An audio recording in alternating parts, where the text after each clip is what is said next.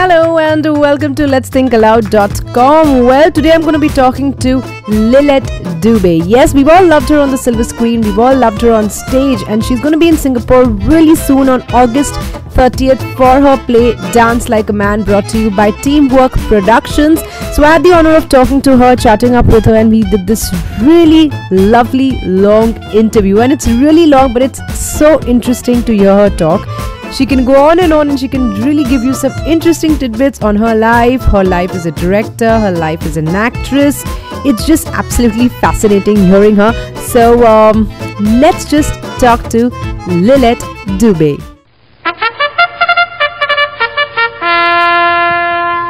Hello Lillete, and welcome to Let's Think Aloud.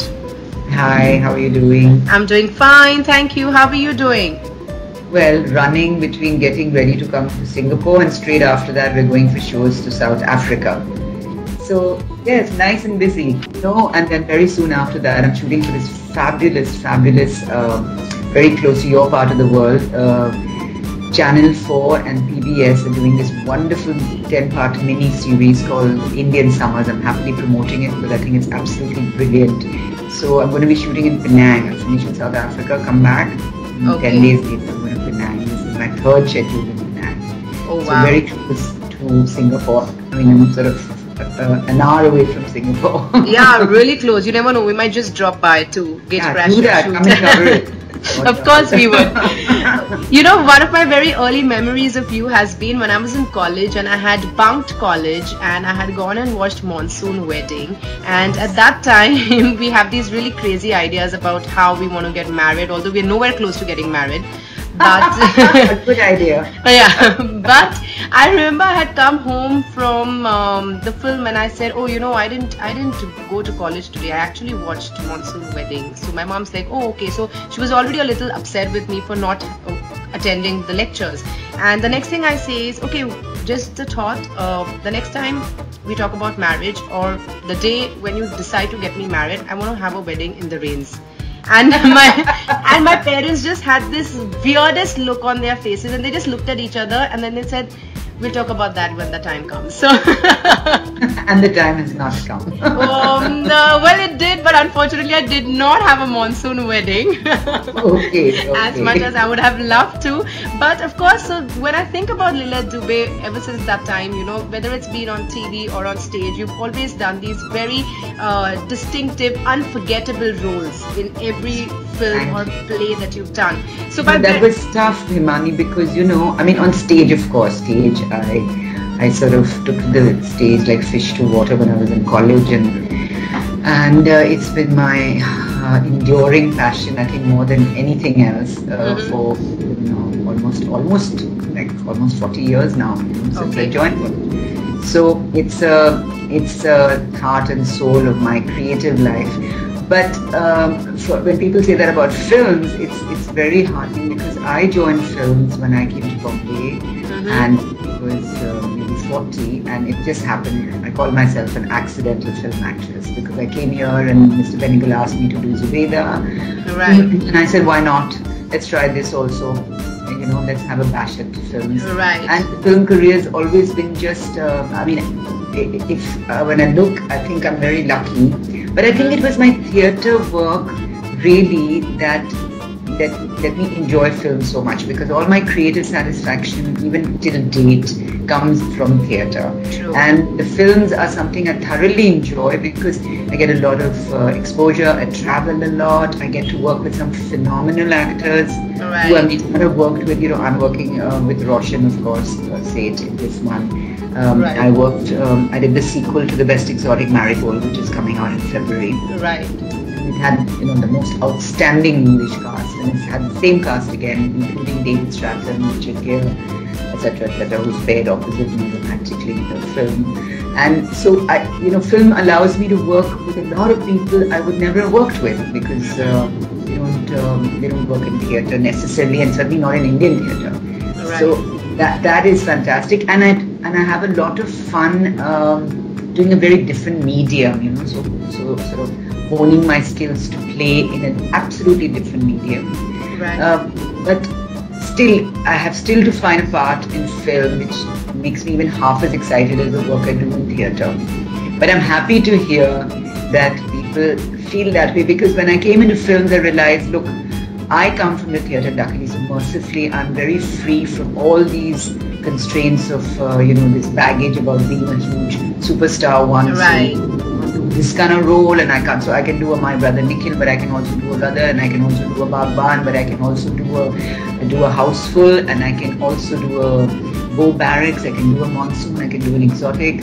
I can do what I want, because I don't come with any labels.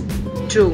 I came just as a theatre actor into film, and I'm so happy to see the way the tide has changed. How many wonderful actors from theatre who are not, necessarily weren't seen as star material once, right. like even in Rahman, are just flourishing now, because the talent is what is the main thing. It is not the trappings.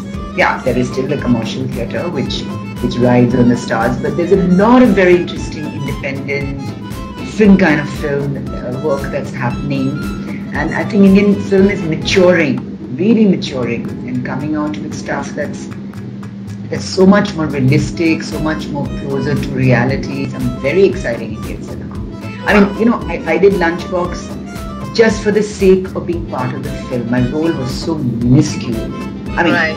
But because I love the script, I thought the script was so interesting, and sometimes I just want to be part of something like that. It doesn't have to be. So what I'm saying is the age and my background allow me to. That's why you, I think, kind of remember me, because I've not submerged myself into just becoming the auntie. No, absolutely not. I try to keep it, because when they used to call me, they used to say, "Acha, so-and-so actor or star की mummy." So I said, ठीक है, but क्या करती हूँ? मैं क्या करती हूँ?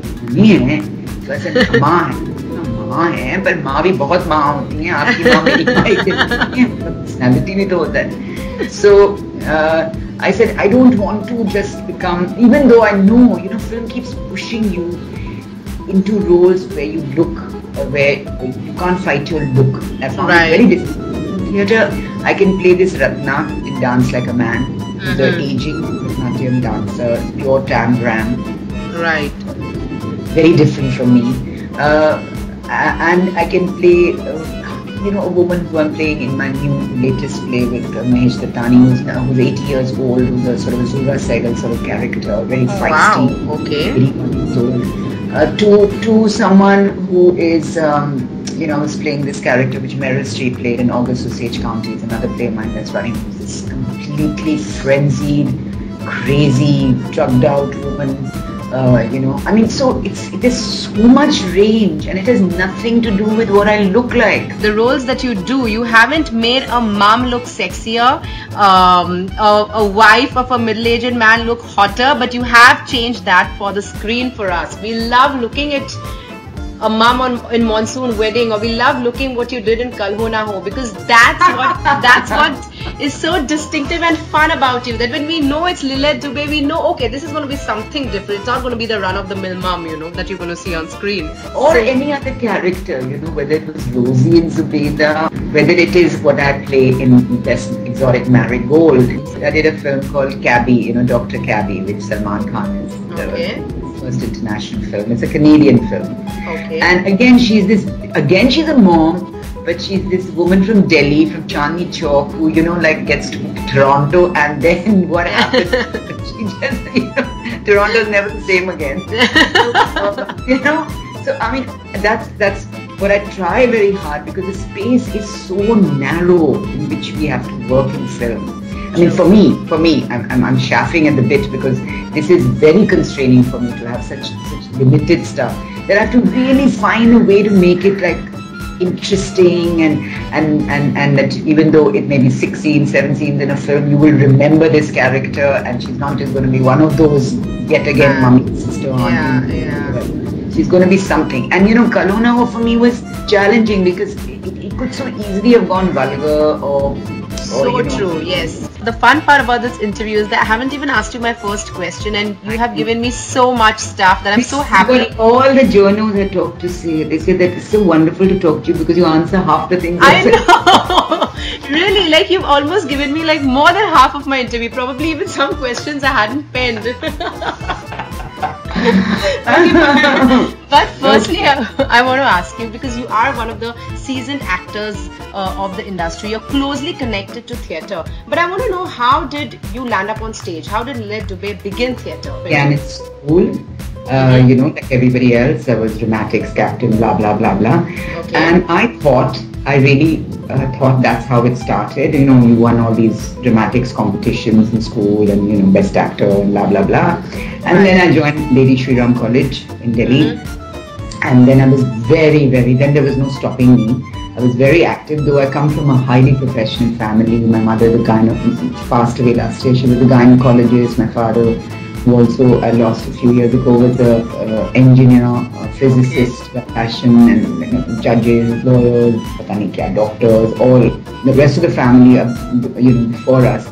So I was told, okay, if you must pursue a slightly redundant course like literature and do a master's in it, then at least, you know, at least if you want to do something like maybe theatre ultimately or the media, at least educate yourself properly. So I had to do 2 masters, one in English literature and one in mass communications.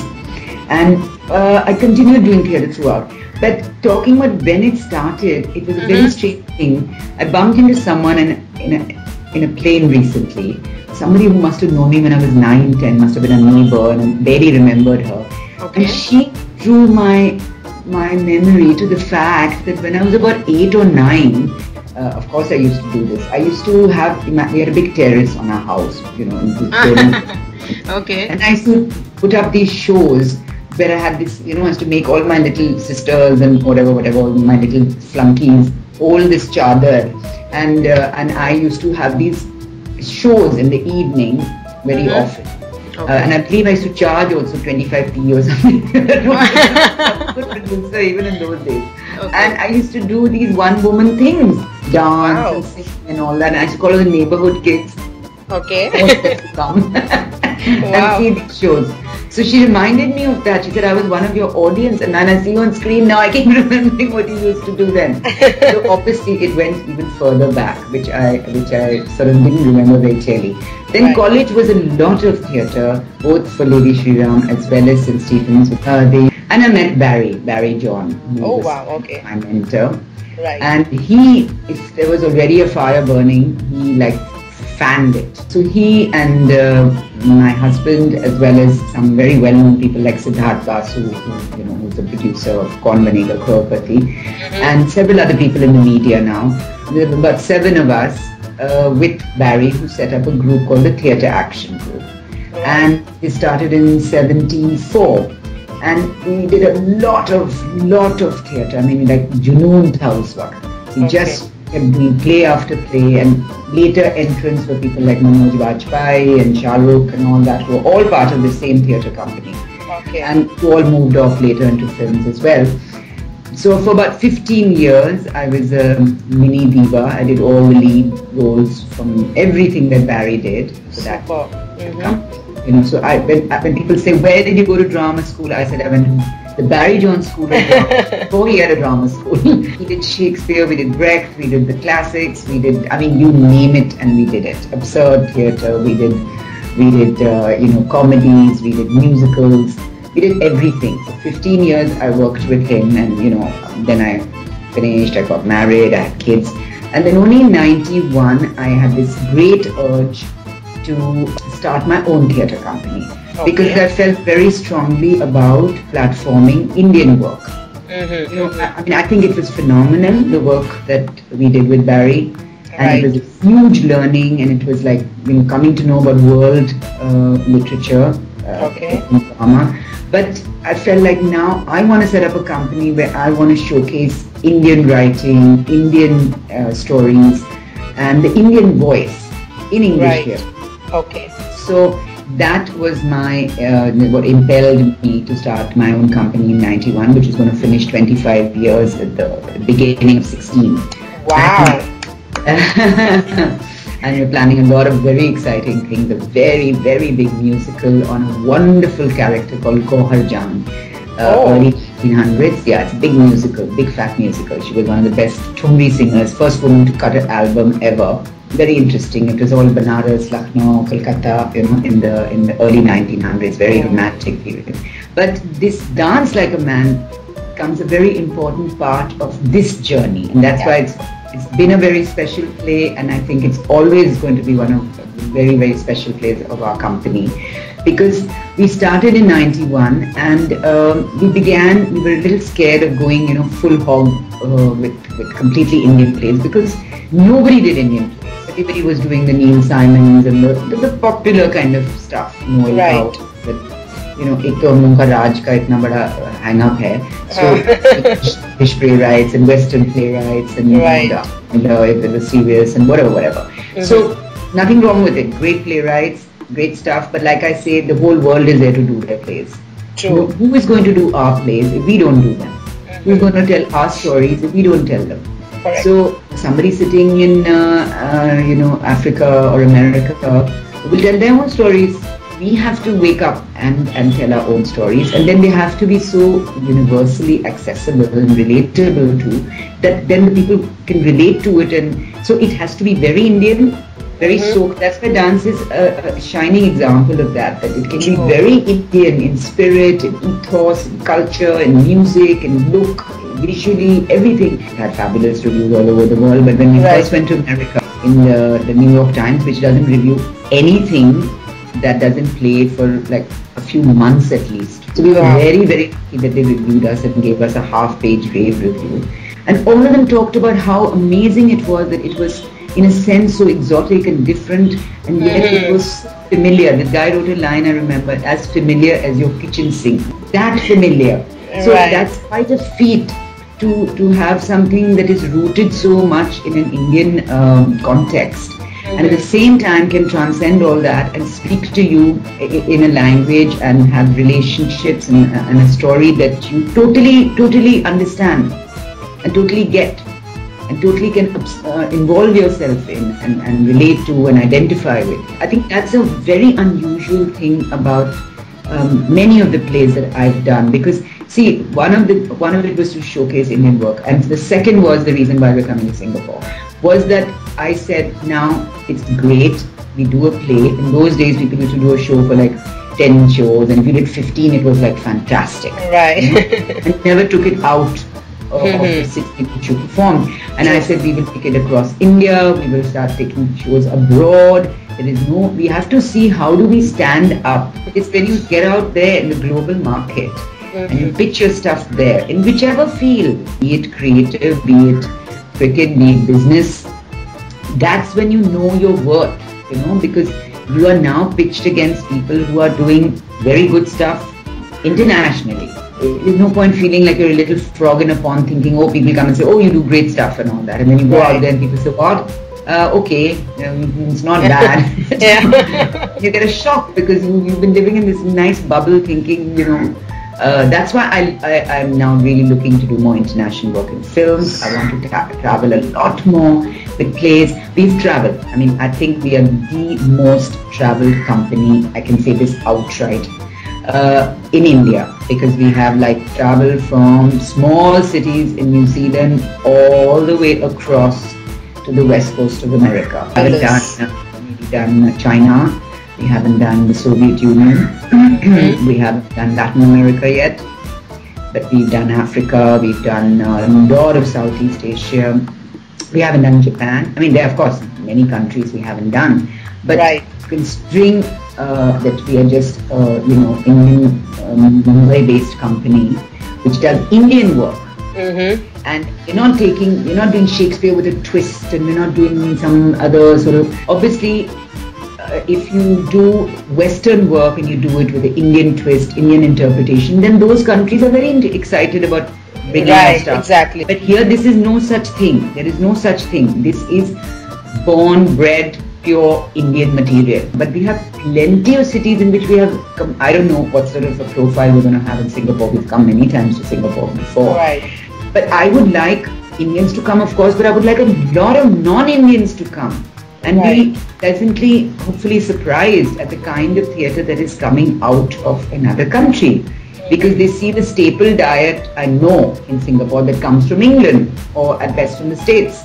Or maybe sometimes from Africa or something, but they don't get to see much stuff which is homegrown like this. I look forward to coming to cities like Singapore and other places abroad, not just for NRI audiences, who I know are going to patronize it anyway, but for really, this is what I want to say on your thing, that I really want people who are not Indian to come, because we have been delighted by their reaction. And how does it work with them? Because that's where our common humanity comes to shine. Realize how connected we are all at the end of the day. How the common denominator of all of us is the same in many ways. A mother, daughter, husband, wife. It's so amazing when we laugh at the same places as people laugh in India, because wonderful. You feel, oh my God, how did they get that joke? It's lovely to hear you talk about theatre and the evolution of Indian theatre the way you would want to see it. Well, I hope it inspires, because I tell you, Dance Like a Man, I know. What is it about? What is Dance Like a Man about? Well, on a very simple level, I would say surface level, it's a story which is about a husband and wife, checkered past, who are still together, who are two over-the-hill Bharatanatyam dancers, Moon and Jai Krishna. Okay. And they're two very strong, very interesting characters. And they have a young daughter who's frankly better than both of them. She's a brilliant dancer, and she's debuting, as a dancer. And she has a boyfriend who is a Nowe-rish sort of Marwadi boy, who knows nothing about art and anything. So he's quite a clownish character, cute. Okay. Now the interesting part is that one part of the play, when it opens, is in the present. But then the play moves between the present and the past, which is in the 50s, early 50s, very close to post-independence. Wow. And the same actors play the past. My daughter in the present plays me when I was in my 20s in the past. Seamless. It's seamless. It happens like in the flash blink of a second. I've done a very, very, very subtle transition. You get it immediately. Frankly, I was not doing this role. I mean, now people go on and on about me in this part, but I could find an actor 4 weeks, 3 weeks before the play, and I said, hang it, I'll just do it myself. So, the interesting part is the relationships. I get hooked on a play because I identify with the relationship, and the story has to be very strong and has something to say. So the relationships are what grab people. The husband-wife relationship in the past, in the present. The mother-daughter relationship, which is such a complex, such a beautiful relationship. But the mother at one level is also an artist and a woman who was once beautiful. Father-son relationships, mother-daughter relationships. Daughter-father relationship. So it examines a lot of all that. The beauty of dance is there's a lot of humor. It's very dramatic. It's very powerful in bits. It's very funny in bits. It's very moving and emotional in bits. It's got a lovely mix of things, I think in almost equal proportions. This back and forth keeps you on your toes, because you have to know what's going on. When you're in the past, when you're in the present. And through these relationships which you identify with and you get involved in the play, it also examines a lot of issues, which is what makes it a really good play. A really good play works on many levels. It's not just a story, simple little story. It's not simplistic. I remember, I always felt it had many layers, but just to wind up, I remember when the New York Times review came out. When I read it, I realized that the New York Times review is like a Bible. But they are made on those reviews because they're so well researched and well informed. There's no winging it. The man who's quoting from the Natya Shastra, no guy who has ever written a review of Dance Like a Man in India has ever quoted the Natya Shastra. How this play, his concluding lines were so beautiful. I treasure one. That's one of my only treasured reviews, because he said that, the Natya Shastra, is part of the Vedas, and it is about the creative arts and what creative arts are about. In the end, he wrote that the lofty ideals of the Natya Shastra may be almost beyond human reach, but this play is pretty damn close.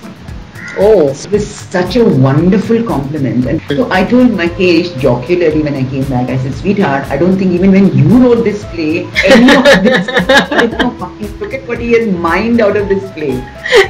But all he's got out of it. He never got out of it, and then not. So he laughed. Of course I did that. Where did you think of all this?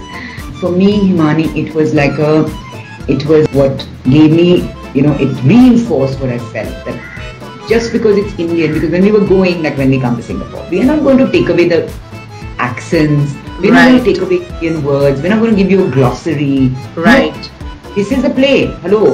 If we can see plays about blacks, we can see plays, about the Midwest where people talk like they've got marbles in their mouth. If we can see plays, people who are speaking Chinese accents, then hello, you have to see our play the way it is. We're not going to make it easy for you. People say, how will people understand things like Panwala and Adavus and all that? I said, well, if they don't, they'll get the gist of it. Right. And, I'm not going to change this play for them. We have Urdu accents, South Indian Dam accents, we have regular Indian, strong Indian, hitting consonant Indian accents, and that's what it is. It's too bad. You have to enter that world. What went into the casting of Dance Like a Man? You have Suchitra Pillai, you have Joyce and Gupta, you have yourself, so you have some fabulous performers. That's the other thing you're asking me, what has made this play, like what it is. What it is. I think aside from the script, and aside from that wonderful mixture of elements that I told you in just the right proportions, to keep you engaged, meaning humor, drama, emotion, history, everything, just lovely mix. The sort of the backbone of this play is the performances. They are really, really, and I'm not saying this, I'm supposed to be a very tough director. All my actors will tell you that I yank them and pull them to get every little bit that's inside them out. So I think some of these actors, they tell me themselves have done some of their best work with me, because I don't let them get lazy. I know they can stretch themselves more, and I don't allow them to get smug and comfortable. I think performances, when you come and see the play, I think you will agree, are just terrific. And the casting, well, originally I opened the play in Delhi, and we did about 25-30 shows with another cast. Joy and I, the only two, sort of oldies who are still there for the original. There was Siddharth Basu, who played Vijay Krishna's role, and there was a girl called, who was also an Odissi dancer, called Shivani Wazir, who did the original. But once I moved to Bombay in '96, I changed the cast. And I I auditioned a lot of people. Vijay, of course, I knew was a very, very good actor. So he's brilliant in it. And I auditioned a lot of girls for Suchitra's role, but finally I went with Suchi, and she's also fantastic in it. I think it's one of her best things she's ever done. Wow. And they're all of them very good, and you just see how seamlessly they keep slipping, It's lovely. Of course, now they're 504, 505 shows strong. True. But you have done so many plays in the past. You've done Boiled Beans and Toast, you've done drama. That's my latest play, That's Girish Karnad's latest play. Exactly. In fact, you started off with Wedding Album with Girish Karnad, right? The Wedding Album, But now, so how tough is it to act and direct at the same time for Dance Like a Man, where it's such a strong play with a strong content and story, with so much of back and forth, and yet you're acting and directing? How tough or easy was it? Well, at that point it is tough, and it was one of the first plays in which, not one of the first, but let's say the third, fourth play which I was directing and acting in. That's why I chose this. I was okay to do this part, because she leaves a huge impression. I know, because people tell me about Ratna's character. I play her reasonably well, so people remember her very strongly. So I could manage it, because I was not there a lot, and I, just did it just very intuitively myself. I knew a lot of dancers, classical dancers, and it was so amusing, because it wasn't really based on anybody. It was the mixture of all of them, because in Delhi they're full of classical dancers. Acting is only about observation. That's the two keywords. You observe people and nature and human beings, and you do it with truth, that it is so natural that it doesn't seem like acting. I find it much easier, because I'm not just director, I'm also producer, so I get gaps when I'm doing. And I've become much more selective, Himani. I mean, in the last few years, 10 years, I have chosen to do maybe 5 plays, where the parts were so delicious that I couldn't resist. I did Aadhe Adhure, in which I want to do a Hindi play for a long time, and it's just one of the most brilliant Hindi plays. Where Mohan Agashe and me play the main lead. Oh, lovely. And Lillete Dubey is my daughter. She's fabulous in it as well, and a couple of very good young actors. Then there was a play called August Osage County, the film, which is a kick-ass script. So I wanted to do Violet, the one that Meryl Streep did. Okay. So that had Sandhya Medol, Kitu Kidwani, Suchitra, my daughter, me, Meeta Vishish, very, very strong female cast. So when I get very seduced by the part, I feel like it suits me, it'll stretch me a little, it'll make me work as an actor, then I do it. That's happening once in 2 years or something like that. So I'm not doing like every show that comes along. Like Mahesh just told me, I'm writing that part with you in mind, so you just have to do it. And in that I know I'll have to work on my Urdu. I used to learn classical music. I'll have to go back to music a little. So it'll push me. It has to push me a little. So if it pushes me and it's exciting, because where do I get my manna, my creative manna? It's not coming much from films. Right. So I mean, not that kind. I mean, I love monsoon. Don't get me wrong. I enjoy films thoroughly, and yes, I put my heart and soul into whatever I do. Right. Or whether it's the best exotic, or whether, it doesn't matter. True. Once I'm committed, I will do it with truth and to the best of my ability. Because that's what you see on screen. You see my enjoyment in my part. Totally. Whatever it may be, foolish, crazy, ridiculous, Yes. Because to me, film is not my religion. It's not my sensibility. I mean, when I do a houseful or a monsoon wedding or a whatever, my brother Nikhil or, anything, any kind of film, a lunchbox, it's not my film. Film is a director's medium. I'm just a cog in the wheel. I go there, I do my part, I do it to the best of my ability. I try to keep the tone and the sensibility of that film in mind when I'm doing that part. Because it's not a Gadar. Lunchbox is a very quiet film. A Gadar is a very different kind of film. Yeah. So be in sync with without being untruthful to yourself as an actor. I mean, I remember telling the Gadar director, listen, I mean, much as I love Amish ji and God bless him and all that, and Sunny Deol, I can't do that thundering kind of acting. Yeah. I just can't. I will feel so exotic. Yeah. I will do it my way. Right. And if that's okay for you, because he ran after me like hell to do that role, I kept telling him, but why? I mean, I'm where have you suddenly discovered that you want me to do this role? He said, no, nobody else but you saw me in some play or something. Okay. And I said, but I can't do this kind of acting. I just can't. I mean, I tried with this kind of thing, but that thundering kind of thing, I will die, I will have to go and bury myself then. So against my style, which is naturalistic. So he said, yes, you will do it well, I'm sure, and all that, and I don't need it like this and blah, blah, blah. So we have to be truthful, but still you have to understand the film and the thing. So I try to do it to the best of my ability, in the manner that I think fits the thing. But there's no freedom like on stage. On stage, you are king. You grab that stage and you rock it. To do something good, there is no shortcut. You have to work damn hard. Even if you're very talented, theatre is about hard work. Right.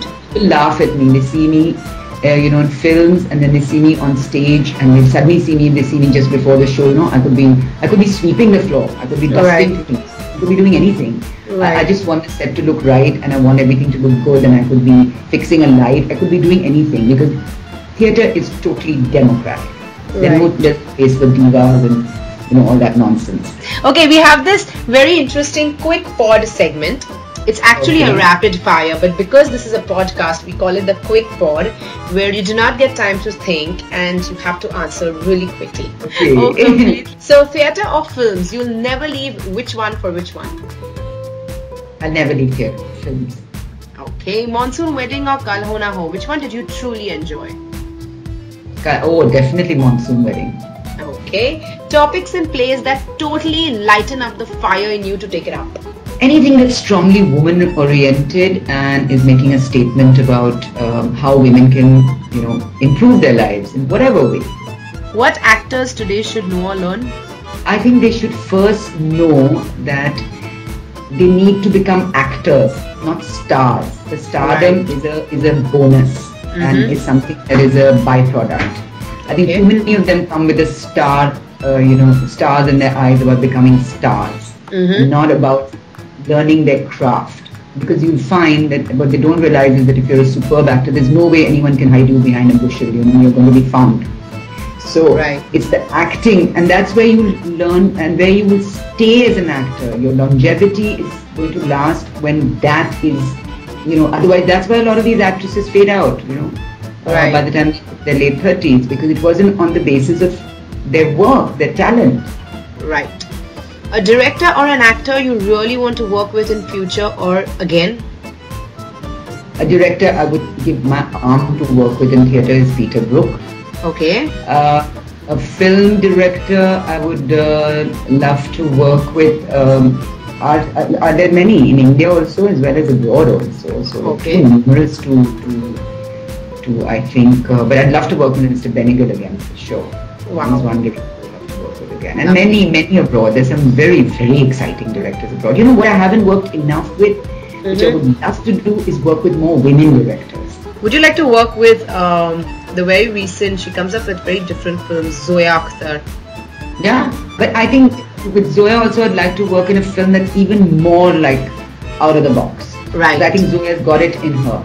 Right. She's treading a path which is still trying to, you know, sort of keep the commercial box office happy. Right. I think the day she says, let's make a film, and you know, that's what happened with Monsoon. There was no agenda. Meera made a film for once because it was straight from her heart. It was about her people, her stories, about, you know, something that she just wanted to make a film on. She never thought about the commercial angle, and it became one of the most successful films. I'm a great believer in that you know, it's like the Gita. You have to have purity of intent in everything you do. That's where excellence may follow. If you don't have that, if you're already muddied in your intent, that I want to make money, I want to do this, I'm going to do this for this, I will do charity for that reason, I will do this for that, then somehow it may work. I'm not saying that, but I'm saying pure excellence is possible only when you dissociate the commercials from the motivations. I'm a great believer in that. So I think the day Zoya decides to do a film where she says, with the heck with whether it's commercially viable or not, she will write something really exciting and very interesting. Dance Like a Man, the journey so far has been exhilarating, inspiring, and very reassuring, so that I could carry on this path of doing Indian work. Superb.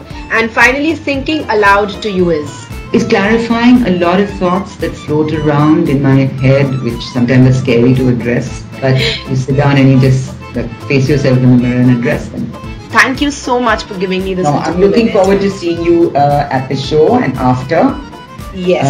And even if you have very different thoughts on the play, I would still like to hear them very much. Of course.